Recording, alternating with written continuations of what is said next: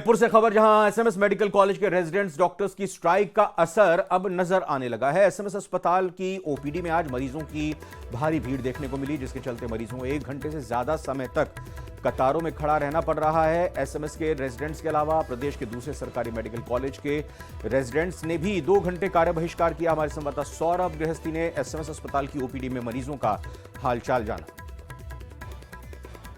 प्रदेश के सबसे बड़े एसएमएस मेडिकल कॉलेज के रेजिडेंट डॉक्टर्स स्ट्राइक पर हैं और ये स्ट्राइक पिछले 7 दिनों से लगातार जारी है और इसके चलते अब एसएमएस अस्पताल में मुश्किलें जो हैं वो इस लिहाज से बढ़ने लगी है क्योंकि मरीजों की भीड़, चूंकि मौसमी बीमारियों का दौर चल रहा है और उसके चलते मरीजों की भारी भीड़ जो है वो ओपीडी में देखने को मिल रही है। इस वक्त हम मेडिसिन ओपीडी में है और यहाँ पर देख सकते हैं पैर रखने तक की जगह जो है वो नहीं है और क्योंकि रेजिडेंट डॉक्टर स्ट्राइक पर है, इसके चलते बहुत धीरे धीरे जो है वो तमाम मरीजों का नंबर जो है वो आ पा रहा है क्योंकि सीनियर डॉक्टर्स ने मोर्चा संभाल रखा है, लेकिन रेजिडेंट डॉक्टर्स होते हैं तो उनको मदद मिलती है, काम जो है वो जल्दी हो पाता है।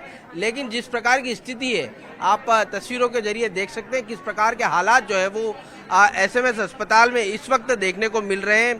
करीब आधे से 1 घंटे से लगातार जो है वो कतारों में मरीजों को अपना नंबर आने का इंतजार जो है वो करना पड़ रहा है और ये हालात इस लिहाज से गंभीर हैं क्योंकि मौसमी बीमारियों का दौर जो है वो चल रहा है। डेंगू, स्क्रब टाइफस, मलेरिया, इन तमाम के जो है वो मरीज लगातार सामने आ रहे हैं और अब त्योहारी सीजन जो है वो शुरू हो चुका है। इस लिहाज से भीड़ जो है वो कम होनी चाहिए थी, लेकिन मौसमी बीमारियों के कारण लगातार मरीज जो है वो पहुँच रहे हैं। ऐसे में सवाल उठता है कि क्या रेजिडेंट डॉक्टर्स की जो पूर्व में जो समझौता हुआ है उसे लागू करने की जो मांग कर रहे हैं वो मरीजों की जान पर जो है वो करना जरूरी है क्योंकि स्ट्राइक जो है वो किसी भी चीज का हल जो है वो नहीं है। उसके बावजूद लगातार 1 सप्ताह से ना सिर्फ स्ट्राइक हो रही है बल्कि आज राजस्थान के जो दूसरे मेडिकल कॉलेज हैं वहां पर भी रेजिडेंट डॉक्टर्स ने 2 घंटे का कार्य बहिष्कार जो है वो कर दिया। कुछ लोग हैं, उनसे बात कर लेते हैं। कितनी देर से खड़े हैं यहाँ पे? 1.5 घंटा। 1.5 घंटे? हाँ। बताइए। बहुत समय हो गया खड़े हुए यहाँ पे। देखिए ये यहाँ पर आप कितनी देर से खड़े हैं? क्या तकलीफ? 1.5 घंटा है। क्या तकलीफ लेकर आए हो आप लोग? जांच करवानी थी, 2 घंटे वेट हो गए। वेट करते हुए लाइन में नंबर नहीं आ रहा अभी तक। डॉक्टर लेट आया पहले तो। क्या तकलीफ क्या हुई है? नस सक रही है पेट सिर की पीछे से टेढ़ी की। अच्छा, तो देखिए ये हालात जो है वो यहाँ पर देखने को मिल रहे हैं। आप बताइए, आप क्या तकलीफ है? सर मेरे बहू के हाथ पांव सूज रहे हैं बुखार की वजह से। इनसे हाथ पांव पूरे नसों में दर्द हो रहा है। बहुत देर से मैं वहाँ बहू को बिठा के रखी हूँ। नंबर क्या पता कब आएगा मेरा। कैमरा पर्सन अविनाश के साथ सौरभ। सर, मौसमी बीमारियों का टाइम है और मरीज तो वैसे ही बढ़ रहे हैं और इस दौरान डॉक्टर्स जो है वो स्ट्राइक पर हैं। किस प्रकार मैनेज किया जा रहा है? देखिए, वैसे तो बहुत दुर्भाग्य की बात है कि इस पीक सीजन में जबकि आउटडोर में पाँव रखने को जगह नहीं है, इतने पेशेंट्स हैं, इतने ही इंडोर में आ रहे हैं। आउटडोर की क्या हालत है आप देख सकते हो। इस पीक पीरियड में स्ट्राइक करना बहुत ही दुर्भाग्यपूर्ण है, जिसका कोई बहुत ज़्यादा औचित्य नहीं है। लेकिन मैनेजमेंट की जहाँ तक बात है कि सारी faculty, SR, residents, intern, sorry resident नहीं, सीनियर रेजिडेंट्स प्लस इंटर्न, उनके हिसाब से व्यवस्था बैठा रखी है जैसे भी करके। लेकिन फिर भी निश्चित तौर से व्यवस्थाएं तो कमज़ोर होती ही है। जहाँ तक है, प्रशासन से भी हम उम्मीद करते हैं कि कुछ लोगों को बाहर से हर वर्ष की भांति उनको डेपुटेशन करा के इस सीजनल डिजीज को टैकल करने, हैंडल करने के लिए यहाँ पर कुछ लोगों को पोस्टिंग करना बहुत आवश्यक है, जिसकी सख्त जरूरत है। बिकॉज एक्स्ट्रा एक सप्ताह हो गया और अभी तक अगर नहीं लगाए गए तो क्या कैसे मैनेज हो रहा है? नहीं, बहुत ही कमजोर मामला है बेसिकली। देखो, फैकल्टी तो दिन रात काम कर ही रही है, वार्ड में भी दिन रात जस्ट लगे हुए हैं, इमरजेंसी में सब आ रहे हैं, शाम को सुबह से हम काम कर रहे हैं जो एक्स्ट्रा ड्यूटी के हिसाब से है। व्यवस्था तो ठीक है जैसे चल रही है, पर जैसे चलनी चाहिए उस तरह की व्यवस्थाएं चलाना तो बहुत मुश्किल होता है। इंडोर मरीजों के क्या हालात है क्योंकि वहाँ भी लगातार मरीज ये अच्छा पार्ट ये है कि आईसीयू इमरजेंसी में भी व्यवस्थाएं बिल्कुल बरकरार हैं, सुचारू रूप से चल रही है, वहाँ समस्या नहीं है बिकॉज स्ट्राइक पे नहीं गए हैं। वार्डों में जहाँ तक सवाल है कि देखो इंटर्न होते हैं प्लस फैकल्टी जिस तरह से कॉम्बिनेशन से संभाल रहे हैं वो अपने आप में एक ठीक है, मॉडरेट ही ठीक है, बट लेकिन जो ऑलमोस्ट जो 100% केयर है वो तो कहीं ना कहीं इफेक्टेड होती ही है क्योंकि residents although they are doing a best care but at this time they are not available. That's why the care is definitely suffering. Sirohi से बड़ी खबर आ रही है, सीधा उसी का रुख करते हैं। सरकारी हॉस्पिटल के हाल बेहाल हैं। हॉस्पिटल में समय पर डॉक्टर नहीं पहुंच रहे हैं और 6 से ज्यादा डॉक्टर हॉस्पिटल से नदारद हैं। ट्रीटमेंट के लिए, इलाज के लिए आए मरीज परेशान हो रहे हैं। शिकायत के बाद भी समय पर डॉक्टर नहीं पहुंच रहे हैं। खाली कुर्सियां आप देख सकते हैं डॉक्टरों की दिखाई दे रही हैं। डॉक्टर नदारद हैं, छुट्टी पर हैं। अब मरीज तो जिस तरह से मौसमी बीमारियां चल रही हैं लगातार आ रहे हैं, लेकिन जब मरीजों को डॉक्टर नहीं मिल रहे तो बहुत ज्यादा परेशानी का उनको सामना करना पड़ रहा है। यह हाल है सिरोही में सरकारी अस्पताल के।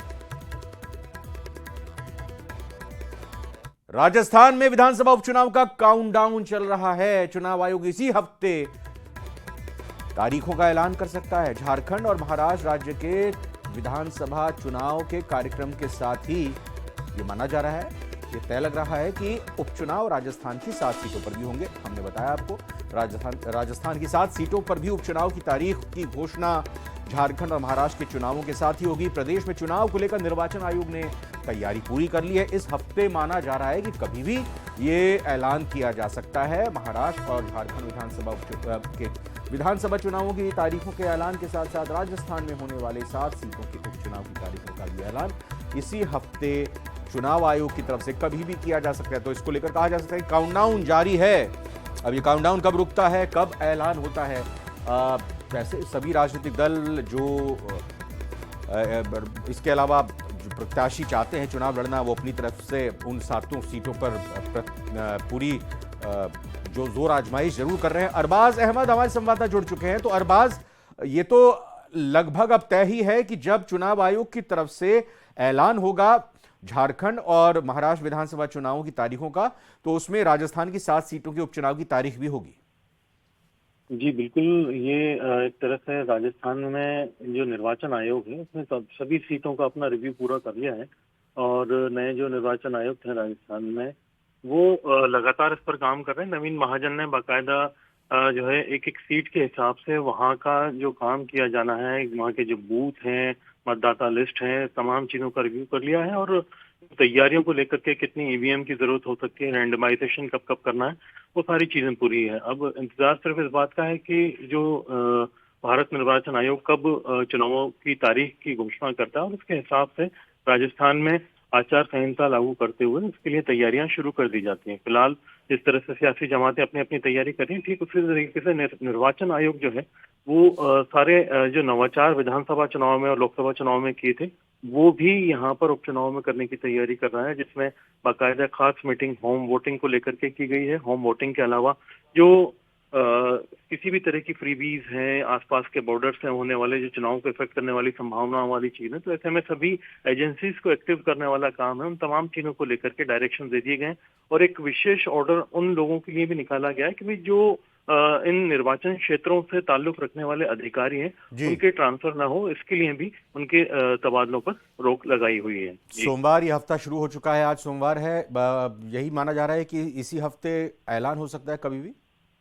जी बिल्कुल, इसी हफ्ते ऐलान हो सकता है और अगले सप्ताह मतलब ये माना जाए कि ये तो रविवार को या सोमवार की सुबह तारीख से सबके सामने होंगी। जी बहुत बहुत धन्यवाद अरबाज अहमद इस महत्वपूर्ण खबर पर विस्तार से जानकारी देने के लिए। अरबाज अहमद बताते हुए निर्वाचन आयोग राजस्थान की तरफ से पूरी तैयारी की जा रही है और ऐलान इस हफ्ते कभी भी हो सकता है। 7 सीटों को लेकर निर्वाचन आयोग अपनी पूरी कमर कस चुका है। जयपुर से एक बड़ी खबर आ रही है। दिल्ली का एक युवक सेक्सटॉर्शन का शिकार हो गया। दिल्ली के युवक को प्रताप नगर के फ्लैट में बुलाया गया, बंधक बनाकर रात भर उसको पीटा गया, युवती के साथ गंदे वीडियो बनाए गए, वीडियो वायरल करने की धमकी देकर 10 लाख रुपए की डिमांड की गई, मोबाइल छीनकर ऑनलाइन ट्रांजैक्शन कर खाते से रकम निकाल ली। एक ही रात में ठिकाने बदलकर पीड़ित को रात भर टॉर्चर किया। पीड़ित के परिचित ने 5 लाख रुपए देकर युवक को गैंग से जैसे तैसे छुड़ाया। पीड़ित ने सदर थाने में सेक्सटॉर्शन और अपहरण का केस दर्ज कराया है। सेक्सटॉर्शन गैंग में शामिल महिला समेत 5 बदमाशों को नामजद किया गया है। एक बदमाश गिरफ्तार कर लिया गया है। पूछताछ में सेक्सटॉर्शन का राज खुला है।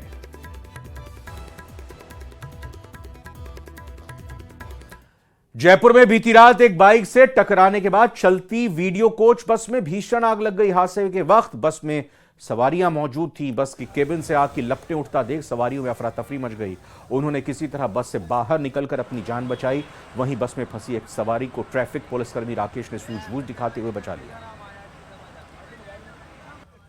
तो आप देख सकते हैं बस कैसे आग का गोला बन गई, अचानक आग लग गई और सवारियां मौजूद थी। एक बाइक से टकराने के बाद ये वीडियो कोच बस में आग लगी और सवारियां इस दौरान मौजूद थीं। केबिन से आग की जब लपटें उठी तो सवारियों में अफरा तफरी मच गई। अचानक बस से बाहर निकलकर उन्होंने अपनी जान बचाई। कैबिन में आग लग चुकी थी। हमने पेट्रोल पंप से गैस सिलेंडर लेकर आए, बुझाने की कोशिश की, नहीं बुझी। फिर मैंने देखा बस में कोई आदमी तो नहीं है। फिर उसको देखा तो एक आदमी पीछे पीछे बैठा था। मेरे नज़र आते ही मैंने उसको तुरंत खोल के और बाहर निकाल लिया। खैस मतलब 5-7 सेकंड और उसकी मतलब जीवन बच गया। बड़ी खबर आपको बताते हैं, मुख्यमंत्री भजनलाल शर्मा विदेश दौरे पर है। जर्मनी और यूके की यात्रा पर है सीएम भजनलाल शर्मा। जर्मनी में राजस्थान के लोगों से, राजस्थानियों से सीएम ने मुलाकात की है। राइजिंग राजस्थान को लेकर जर्मनी के दौरे पर है मुख्यमंत्री और प्रमुख उद्योगपतियों से भी इस दौरान मुख्यमंत्री भजनलाल शर्मा मिलेंगे। संघीय मामलों के राज्य मंत्री के साथ भी बैठक करेंगे। तस्वीरें आप देख सकते हैं जर्मनी दौरे की मुख्यमंत्री भजनलाल शर्मा की। जर्मनी में राजस्थानियों के साथ मुलाकात की है, राजस्थान के लोगों के साथ, भारतवंशियों के साथ मुलाकात की है। एसएफसी एनर्जी का भी दौरा करेंगे सीएम भजनलाल।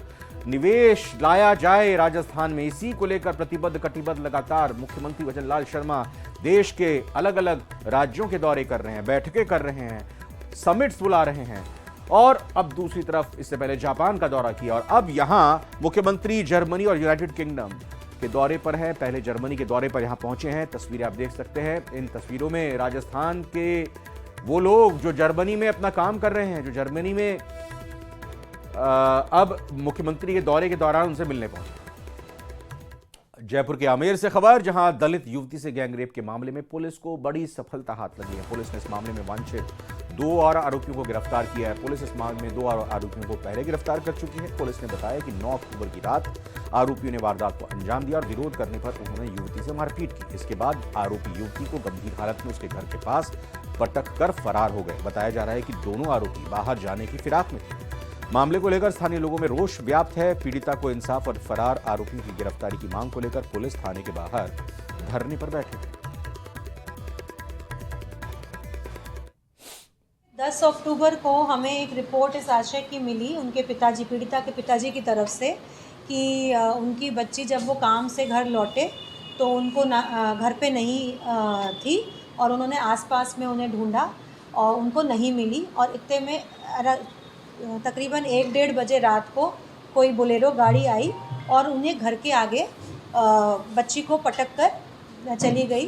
तो बच्ची काफ़ी सीरियस अवस्था में थी, उनके कपड़े भी अस्त व्यस्त थे और देख के प्रथम दृष्टया लग रहा था कि बच्ची के साथ कोई गलत कृत्य हुआ है और तुरंत उनको हॉस्पिटल ले जाया गया और हमारे द्वारा एफआईआर दर्ज की गई नामजद 4 मुलजिमों के खिलाफ। और पिछले हमने 24 घंटे में 2 मुलजिम पकड़ लिए थे और अभी आज हमने 2 मुलजिम और पकड़ लिए हैं।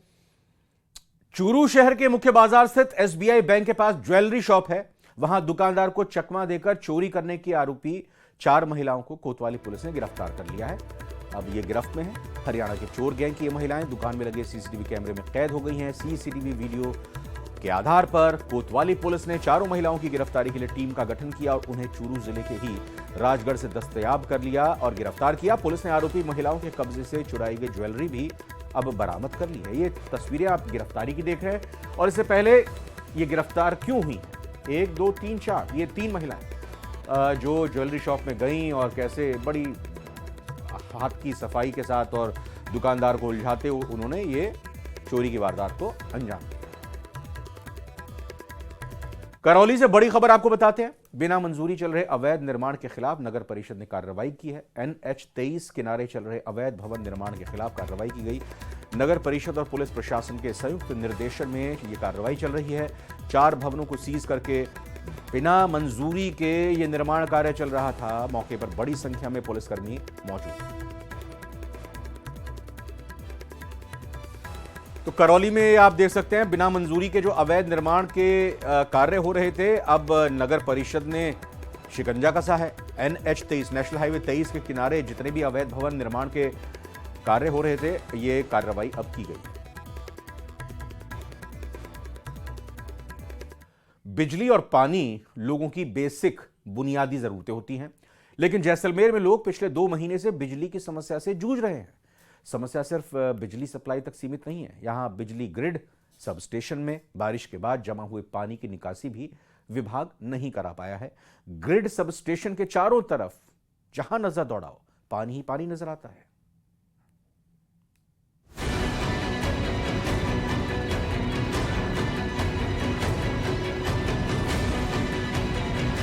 बिजली ग्रिड सब स्टेशन के चारों तरफ भरा ये पानी बदहाली की कहानी खुद ब खुद बयां कर रहा है। जैसलमेर के विश्व प्रसिद्ध पर्यटन स्थल सम में पिछले 2 महीने से हालात बेहद खराब हैं। एक तरफ ग्रिड सब स्टेशन में भरा पानी जो हादसों को दावत दे रहा है, तो दूसरी तरफ बिजली के आने का कोई तय वक्त नहीं है। ऐसे में पर्यटन के कारोबार से जुड़े लोग बेहद परेशान हैं। लोगों का आरोप है कि बरसात के दिनों में करीब 8 दिन तक सम पर्यटन स्थल और ग्रामीण क्षेत्रों से बिजली नदारद रही। जैसलमेर में अभी ड्यून्स के अंदर लाइट की सबसे ज़्यादा प्रॉब्लम आ रही है और दिन और रात जनरेटर चल रहे हैं। पावर बैकअप है नहीं कुछ भी गवर्नमेंट की तरफ से, जबकि कलेक्टर वगैरह को उनको विज्ञापन भी दिया गया है हमारी तरफ से। अभी तक बिजली पिछले 2 महीनों से कोई बिजली का आता पता नहीं है हमारे, तो क्लाइंट भी बहुत ज़्यादा परेशान है। पर्यटन कारोबारी सैलानियों की नाराजगी से बचने के लिए घंटों जनरेटर के सहारे अपना काम चला रहे हैं, लेकिन ग्रामीण इलाकों में परेशानी विकट बनी हुई है। जिस तरह के हालात यहाँ बने हैं, उसे देखते हुए लोग आरोप लगाने लगे हैं कि पेट्रोल पंप और बिजली विभाग ने मिलीभगत कर ली है। पिछले 2 महीने से लाइट जो लगातार अतिवृष्टि की वजह से बिल्कुल नहीं आ रही है और पूरा सम टूरिज्म इससे परेशान हो रहा है। 1 मिनट लाइट आती है, कभी वोल्टेज कम आते हैं, कभी ज़्यादा आते हैं। पूरा टूरिज्म डिपार्टमेंट इससे हिला हुआ है और यहाँ एसी साहब को कह दिया, IN साहब को कह दिया, लाइनमैन को कह दिया, बार बार कहने के बावजूद भी कोई इसका समाधान नहीं हो रहा है। हम पिछले 2 महीनों से परेशान हैं। बिजली विभाग दावा कर रहा है कि उसने काफी हद तक बिजली सप्लाई की समस्या को दूर कर लिया है, लेकिन ये तस्वीरें दावों की हकीकत को खोखला साबित कर रही। अब ग्रामीण जैसलमेर मुख्यालय पर आंदोलन की तैयारी कर रहे हैं। उनका कहना है कि बिजली विभाग को ज्ञापन देने के बाद भी कोई फायदा नहीं हुआ। और इसी के साथ